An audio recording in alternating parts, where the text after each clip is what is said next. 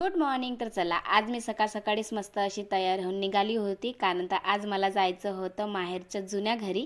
आणि इथं असं बांधकाम चालू आहे, त्यामुळे हे असं काही दिसत आहे. पण माहेर कसंही असू द्या, आपल्यासाठी तर गोडच असते आणि खूप छान वाटतं माहेरी जाऊन. त्याचबरोबर मस्त असं पपईचं झाड होतं, छोटंसंच होतं, त्याला खूप सारे पपई लागले होते. आणि मला पिकल्या पपईपेक्षा ना याचे वडे खायला खूप जास्त आवडते.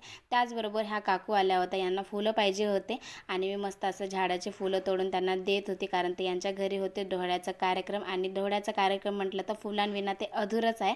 त्यानंतर मग आमची छोटीशी भाषीबाई बघा आता चालायला लागली होती आणि असं स्ट्रगल बघून तिचा खूप मजा येत होती. त्याचबरोबर आता घरी आलो होतो. आता घरी येऊन खूप थकलो होतो, त्यामुळे मग येतानाच ना असं पार्सल आणलं होतं नाश्ता.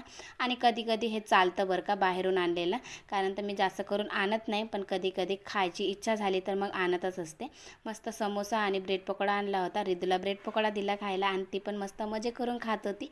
त्याचबरोबर ना हे काम राहिलं होतं माझं करायचं. शेंगा आणल्या होत्या आणि ते तोडायला मला टाईमच भेटत नव्हता, म्हणून मग शेंगा मोडायला घेतले होते. आणि याचीच भाजी मला आता करायची होती सायंकाळला.